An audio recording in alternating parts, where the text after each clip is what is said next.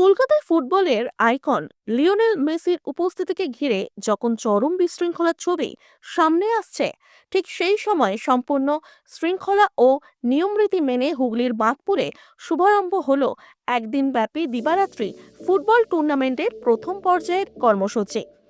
বাঁধপুর BSM football ক্লাবের মাঠে শনিবারের বারবেলায় ৮ দলীয় এই টুর্নামেন্টে অংশগ্রহণকারী দলের কর্মকর্তারা লটারির মাধ্যমে ঠিক করলেন কোয়ার্টার ফাইনাল পর্বের খেলার কর্মসূচি।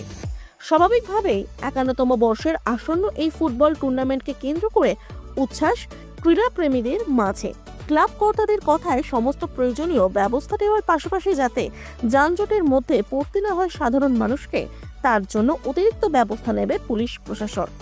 এছাড়াও এন্ট্রি ফি বাবদ ৬০ টাকা ধার্য করা হয়েছে বলেও জানান তারা। এখন অপেক্ষা কেবল আগামী ২৮শে ডিসেম্বরের। ভগবতীপুর প্রথম কোয়ার্টার ফাইনালে লটারি যে ফিক্সচার রানী গোল্ড ভগবতীপুর ভার্সেস কাজী চার ভাই। আপনারা কোথা থেকে আসছেন? এই খেলায় আগে কখনো অংশগ্রহণ করেছেন? এই খেলা অন্য মাঠে নেওয়া হয়েছিল, মানে দূরে নেওয়া হয়েছিল, কাছাকাছি এই প্রথম এই মাঠে নেওয়া হয়। ক্লাব কর্তৃপক্ষের প্রতি কি বার্তা থাকবে? ক্লাবে তো আশা করছি যাতে ভালোভাবে খেলাটা অনুষ্ঠিত হয়। হ্যাঁ, পার্টিসিপেট করা হয়েছে, চাই ফাইনালে ওঠার জন্য। মাঠে আসুন, উপভোগ করুন, খেলা উপভোগ করুন। টিম অবশ্যই ভালো নামানোর চেষ্টা আছে, টিম ভালো করা হয়েছে। সবাই দর্শকের সহযোগিতায় আমরা আগে বেড়ে যেতে চাই এবং সবাই চেষ্টা করে ফাইনালে পৌঁছানো, তো আমরা আশাবাদী। তো কি পরিকল্পনা আছে এবছর ফুটবল টুর্নামেন্টের সামনে রেখে, কি বলবেন? বিএসএম ফুটবল ক্লাব শতবর্ষ প্রাচীন একটি ফুটবল ক্লাব, যে ফুটবল ক্লাব ১৯১৭ সালে পথ চলা শুরু করেছিল। পরবর্তীকালে পরাধীন ভারতবর্ষে যখন আইএফএ ত্যাগ করে ভারতীয়রা জাতীয়তাবাদী যে আদর্শে উদ্বুদ্ধ হয়ে বেঙ্গল ফুটবল অ্যাসোসিয়েশন তৈরি করেছিল, সেই বিএফএ ফুটবল লিগ কলকাতায় আমার ক্লাব অংশ নিয়েছে। এরকম একটা ঐতিহ্যের ধারক বাহক সেই ক্লাবের আমরা উত্তরসূরি। আমরা ক্লাবের সেই ঐতিহ্যকে বয়ে নিয়ে চলেছি। ৫১তম ডে নাইট ফুটবল প্রতিযোগিতা ২০২৫-এর শেষ লগ্নে শেষ রবিবার ২৮শে ডিসেম্বর অনুষ্ঠিত হবে। কলকাতার নামি দামি ৮টি টিম তাদের যে কুশলী ফুটবল, দেশি বিদেশি ফুটবলার নিয়ে সমৃদ্ধ, তারা তাদের ক্রীড়া নৈপুণ্য প্রদর্শন করবে। এলাকার এই ফুটবল খেলাকে কেন্দ্র করে একটা উৎসবের রূপ নেয়। আমাদের এই মুসলিম প্রধান গ্রাম, যদিও আমরা এখানে সব ধর্মের মানুষ, অত্যন্ত সহাবস্থান, শান্তির সঙ্গে সম্প্রীতির সঙ্গে দীর্ঘদিন বসবাস করি। ফুটবল খেলাকে কেন্দ্র করে সেই সম্প্রীতির বার্তা আরো বিস্তৃত হয়।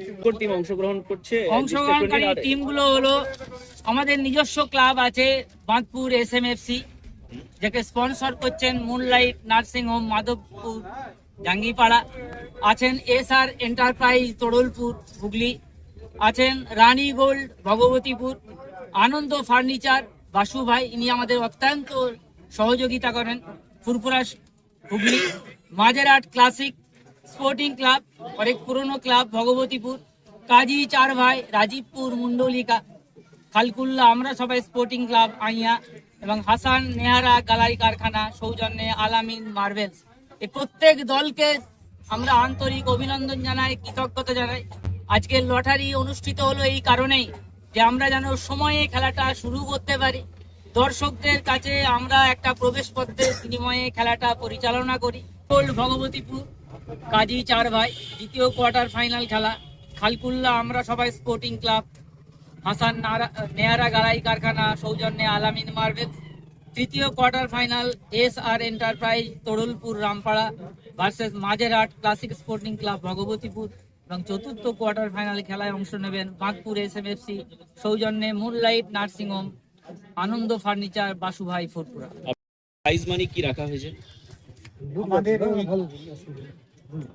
২৮শে ডিসেম্বর ডে নাইট ফুটবল প্রতিযোগিতায় prize money, winners prize money হলো ৮০,০০০ টাকা এবং রানার্স প্রাইজ মানি হলো 70,000 টাকা। আর যে সমস্ত টিম সেমিফাইনালে পরাজিত হবে, যে দুটো দল, তাদেরকে প্রত্যেককে ক্লাবের তরফ থেকে 10,000 টাকা করে দেয়া হবে। দর্শকদের এন্ট্রি ফিস দর্শকদের এন্ট্রি ফি হচ্ছে 60 টাকা।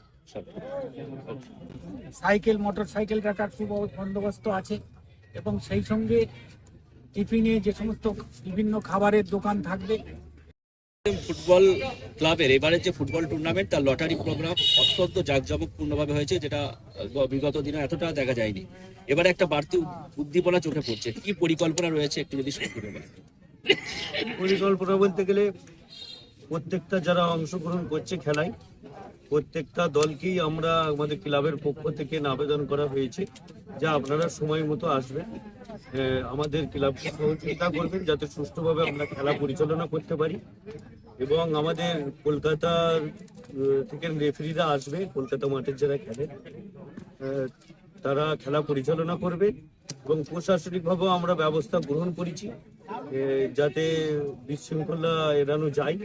দর্শকবৃন্দ যারা থাকবে এবং এলাকার যে সমস্ত গ্রামবাসী, যে সমস্ত দর্শকরা আসবে এবং প্রত্যেকটা টিমের কর্মকর্তাদের আমরা বলবো সুষ্ঠুভাবে খেলা পরিচালনা করতে ক্লাবকে সহযোগিতা করবে। আর এছাড়াও আমরা লাইভের ব্যবস্থা রেখেছি, লাইভ হবে আমাদের পুরো খেলাটাই এবছরে। খেলা আমরা যদি টিমগুলোকে আমরা বলছি, অনুরোধ করছি যে আপনারা 12টার মধ্যে টিমগুলো ঢুকিয়ে দেবেন, তাহলে আমরা 12:30টার সময় খেলাটা শুরু করবো। এবং এই খেলা পরিচালনা করতে গিয়ে গ্রামবাসী বিন্দু, ক্লাবের অনেক শুভাকাঙ্ক্ষী যারা স্পন্সর করছে আমাদেরকে, প্রত্যেক বছরই করে থাকে, প্রত্যেক বছরে না এবছরও সহযোগিতার হাত বাড়িয়ে দিয়েছে। আমি প্রত্যেকের কাছে অনুরোধ করব আমরা এই খেলাটা পরিচালনা করতে আমাদের সুবিধা হবে। আপনারা বিগত বছরের ন্যায় এবছর আমাদেরকে সহযোগিতা করুন। আমাদের সঙ্গে আমাদের চণ্ডীতলা থানার ওসি সাহেবের সঙ্গে কথা হয়েছে, উনি আমাদের এখানে প্রশাসনিক পুরো সহযোগিতা করবেন। আশা করছি যে পুরো ফোর্স থাকবে, আমরা নিরাপত্তা দেওয়ার চেষ্টা করব এবং আমাদের এখানে খেলা নির্বিঘ্নে ঘটে। আশা করছি কোনো বিশৃঙ্খলা হবে না। তারপরেও আমরা প্রশাসনিক ব্যবস্থা নিয়ে রেখেছি যাতে কোনো সুবিধা অসুবিধা হলে প্রশাসন সেই জায়গাটা ট্যাকেল করে। যানজট এড়াতে কি ব্যবস্থা নিচ্ছেন? আমাদের ভলেন্টিয়াররা থাকে, আমরা প্রশাসনিক লোক, সিভিক ভলেন্টিয়াররাও থাকবে, আমাদের ক্লাবের পক্ষ থেকে ভলেন্টিয়াররা থাকবে। আমরা রাস্তা ক্লিয়ার রাখি এবং পাশাপাশি আমাদের সব গ্যারেজ থাকে এবং আমাদের ক্লাবের এই গেটে ঢোকার মুখে আমাদের সিকিউরিটিরা থাকবে, তারাও ব্যাপারটা দেখে নেবে। যানজট হবে না, যানজট আশা করছি আমরা এড়িয়ে যেতে পারবো।